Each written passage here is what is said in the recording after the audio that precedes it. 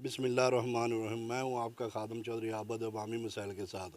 आज मैं मौजूद हूँ गुजरा शाह मुकीम में गली हबीब शाह वाली में। इधर अहले महल्ला ने एहतजाज रिकॉर्ड करवाया है। आइए उनसे पूछते हैं कि क्या मामला है। अस्सलाम वालेकुम। वालेकुम सलाम। जी सर, क्या मामला है? ये ना पिछले 2 माह से गली का गंदा गटरों का पानी खड़ा है, कोई पुरसाने हाल नहीं।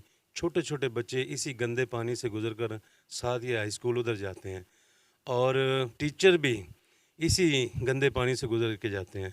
कई बार उनको शिकायत की है, कई बार दरख्वास्त रिकॉर्ड कराई है, बस आ रहे हैं जी, अभी आ रहे हैं। एक आधा बंदा आता है, वो पानी देखता है और चला जाता है। कोई हमारी बात सुनने वाला नहीं है। हकाम बाला से हमारी अपील है कि ये हमारा दरीना जो है ना मसला, इसको हल किया जाए।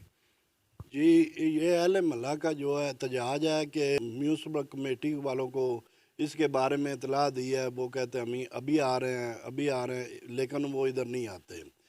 उनकी नाअहली समझ लें, लेकिन इधर से नमाजियों को गुज़रना भी मुहाल है। स्कूल के बच्चों को भी रोज़ जाना आना बहुत मुश्किल होता है। अहले मोहल्ला की म्यूनसिपल कमेटी और हकाम बाला से अपील है कि इसका फ़ौरी नोटिस लिया जाए और इस पानी को जो है ना फ़ौरी निकाला जाए।